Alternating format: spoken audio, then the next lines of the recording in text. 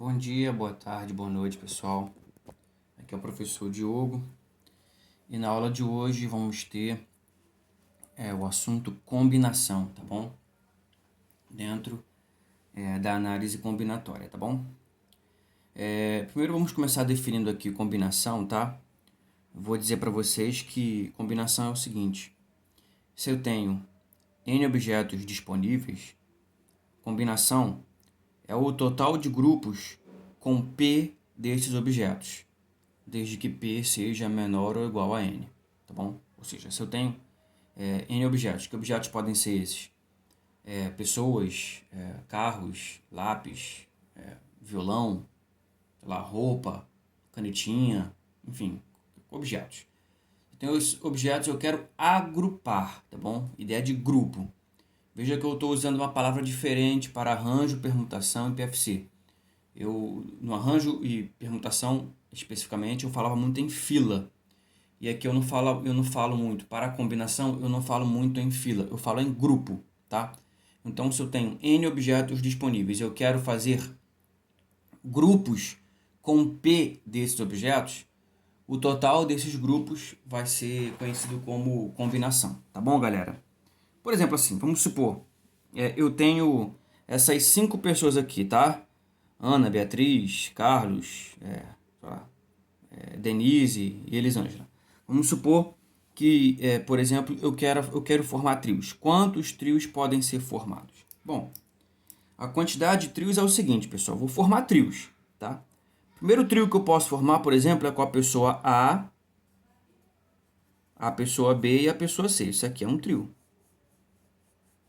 Tá certo? Veja que se eu tentar formar o trio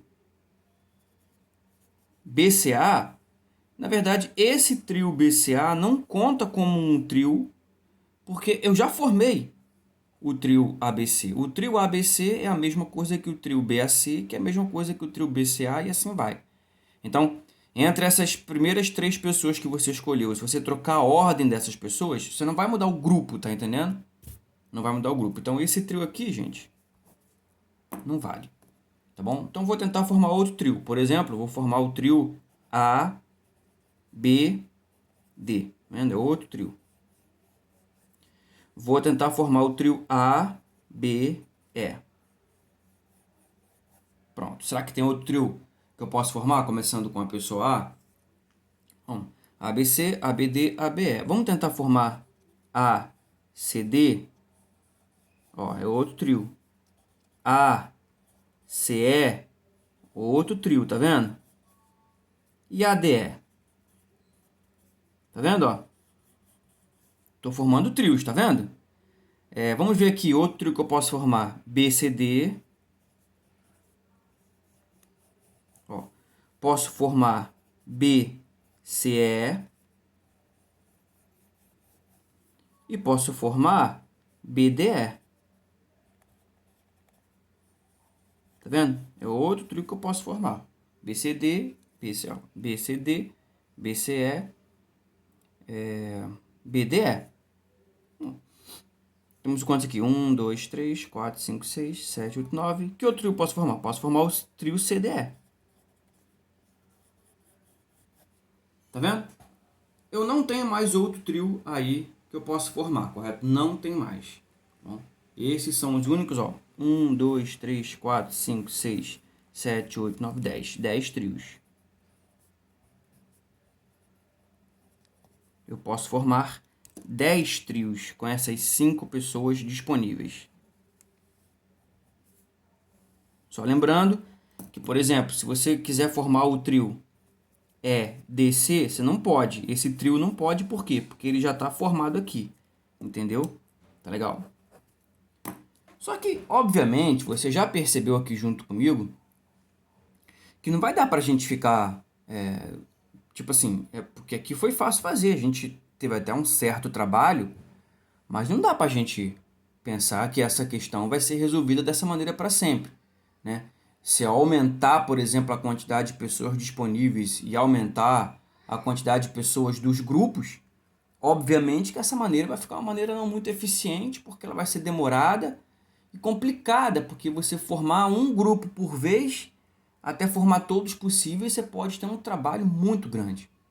Então, como é que a análise combinatória traz isso para a gente? Será que tem algum jeito de resolver?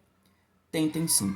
Se você perceber que você vai formar, o problema que você tem na mão é de formar um grupo, né? Você tem tantas pessoas disponíveis e você quer formar grupos com outras tantas pessoas, quer dizer, usando essas mesmas tantas pessoas, mas formar duplas, trios, quartetos, quintetos, então você está diante de um problema de combinação. E como é que resolve? Bom, aqui, ó, você resolve da seguinte maneira, tá aqui. Se C aqui de combinação, N, P. A gente fala assim, combinação de N elementos tomados P a P. Ou simplesmente a gente fala combinação de N, P a P. O que esse N é? O N é o total de objetos disponíveis. E o P é o total de objetos no grupo. Tá? No caso aqui, o P é 3, porque é trio que eu tenho. E no caso, o N é 5, porque eu tenho 5 pessoas disponíveis. E como é que resolve? Muito fácil. Esse N vem aqui para cima, vira um N fatorial sobre... Aí você abre parênteses e faz N menos P fatorial vezes P fatorial, tá? É assim que você resolve um probleminha desse, tá bom? Tá aqui. Tá legal? Tá beleza? Vou marcar aqui para ficar bonitinho. Fica bem enfeitadinho para você não reclamar. Tá aí, ó.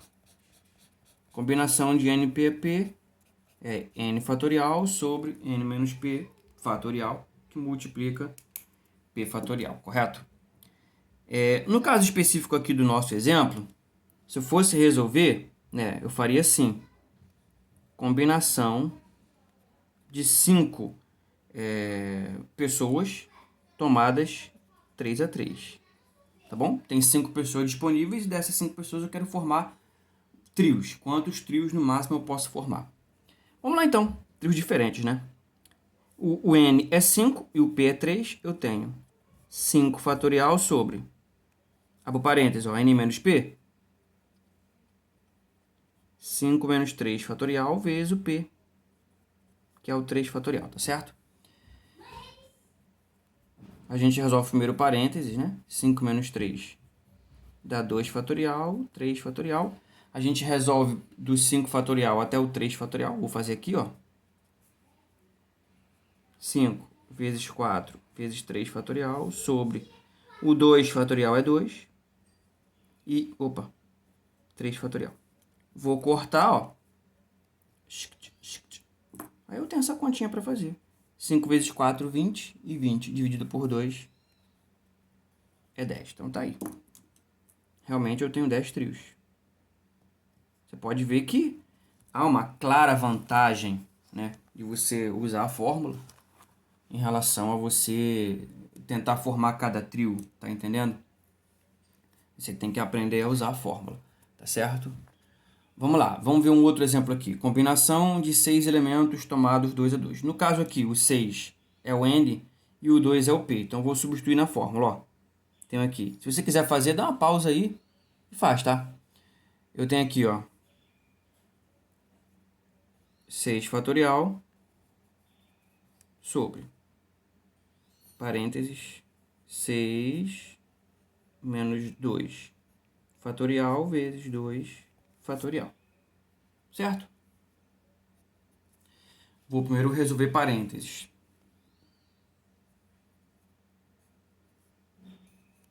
6 menos 2 dá 4 fatorial, vezes o 2 fatorial é o próprio 2.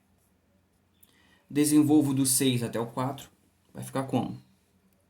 6 vezes 5 vezes 4 fatorial sobre 4 fatorial vezes 2. Vou cortar 4 fatorial com 4 fatorial, ó. Aí eu tenho aqui 6 vezes 5, que é 30, dividido por 2. Então, eu tenho 15. Ou seja, se eu tiver 6 objetos disponíveis e quero saber qual o total de duplas que posso fazer com esses 6 objetos disponíveis, a resposta é essa. Eu tenho 15 duplas, tá certo? Tá legal? Exercíciozinho aqui pra gente fazer. Se você quiser dar uma pausa no vídeo aí, pra você tentar fazer, por favor. Depois você despausa e vê a resolução. Tendo 10 pessoas em uma sala, quantos apertos de mão podem ser feitos? Primeiro a gente tem que estabelecer o seguinte, galera. Aperto de mão, né? É tipo assim, eu tô na sala com outras 9 pessoas, então eu apertar a mão dessas 9 pessoas constitui um aperto de mão, obviamente. O que eu quero dizer é que não pode constituir um aperto de mão se eu apertar a minha própria mão, tá certo? Tá? Então é cada uma pessoa apertando a mão das outras pessoas, né? A pergunta é, quantos apertos de mão teriam? Veja que se você analisar com calma esse problema, você vai perceber que, na verdade, esse problema é o mesmo problema de ter 10 objetos disponíveis e desses 10 objetos disponíveis eu quero formar duplas, tá? Só a gente tentar fazer esse paralelo que a gente consegue identificar que se trata realmente, né, na verdade, de um problema de combinação, tá? Eu apenas coloquei uma historinha aí de 10 pessoas e apertos de mão para tentar ludibriar você ou para tentar fazer você perder o seu foco. Mas na verdade é isso. É um problema de combinação, tá bom? Eu tenho pessoas disponíveis e eu quero formar grupos, então eu estou com um problema de combinação. O que você pode, na verdade, ficar preocupado é, caraca, como é que eu vou saber se é grupo ou fila? É só você pensar da seguinte maneira. Veja o seguinte, vamos supor que eu esteja na sala, outras 9 pessoas, estou na sala de uma turma qualquer do segundo ano, vamos supor, estou com o segundo ano, e aí eu decido apertar a mão do Nunes, certo?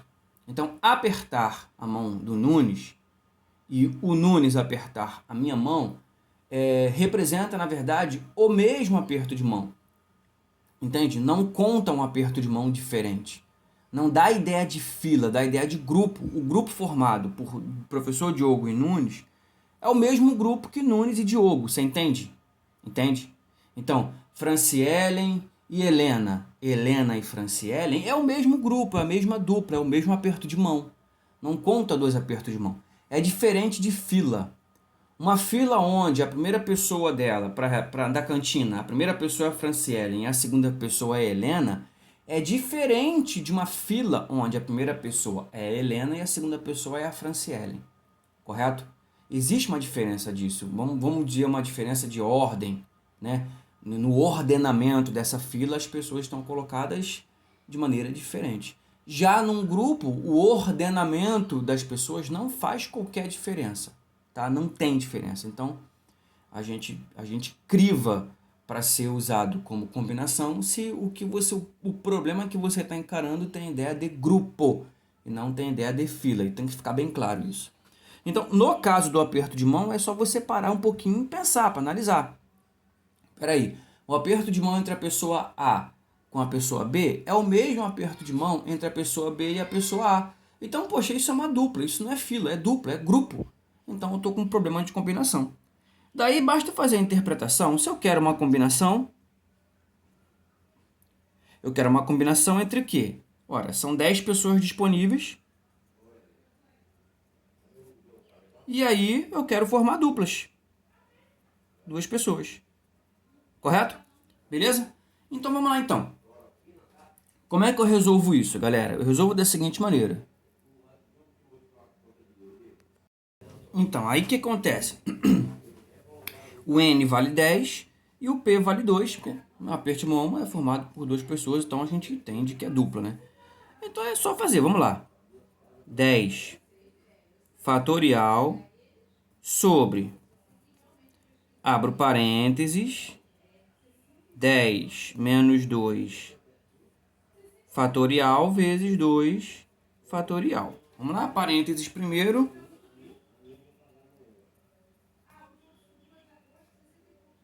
10 fatorial sobre 10 menos 2, 8 fatorial vezes 2 fatorial. Vou desenvolver do 10 até 8, tá? 10 vezes 9 vezes 8 fatorial sobre 8 fatorial vezes... Vou logo resolver 2 fatorial, que é 2. Vamos cortar aqui, ó.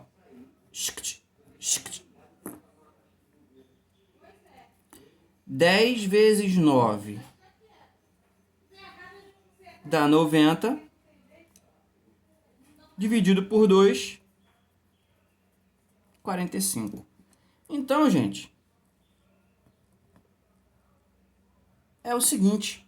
Se você tem 10 pessoas numa sala e você quer contar o total possível, o total máximo de apertos de mão, levando em consideração que todo mundo aperta a mão de todo mundo, e que não é considerado aperto de mão se eu apertar minha própria mão, então você tem 45 apertos de mão aí neste recinto, correto?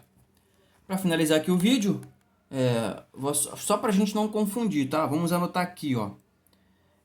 Problemas que são de permutação e são de arranjo, a gente tem ideia de fila.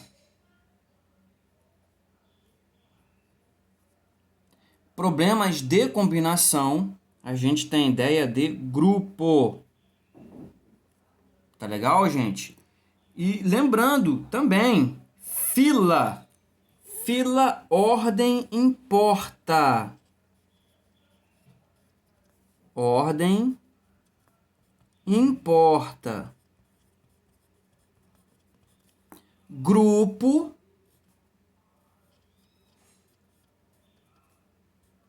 ordem não importa. Tá legal? Tem algumas palavras-chave que você pode usar quando se trata de combinação, tá, gente? Tipo, comissão, o próprio nome grupo, agrupamento, tá bom? Isso tudo dá ideia de combinação. Para você saber que vai trabalhar com permutação e arranjo, você vai encontrar palavras que denotam hierarquia. Por exemplo, diretor, vice-diretor, secretário, ou então problemas que envolvem corrida, né? Onde você tem um primeiro, segundo, terceiro, um quarto colocado, tá bom? A própria fila, né? Filas são isso. Anagramas, problemas de anagrama são problemas que usam diretamente fila. Então, são palavras-chave que você pode usar na percepção da leitura do problema para você identificar se vai trabalhar com permutação, arranjo ou se vai trabalhar com combinação. Tá beleza, gente? Vou ficando por aqui, o vídeo já está ficando bem longo, né? Com seus 18 minutos. Obrigado pela atenção, até o próximo vídeo. Valeu, tchau, tchau, pessoal.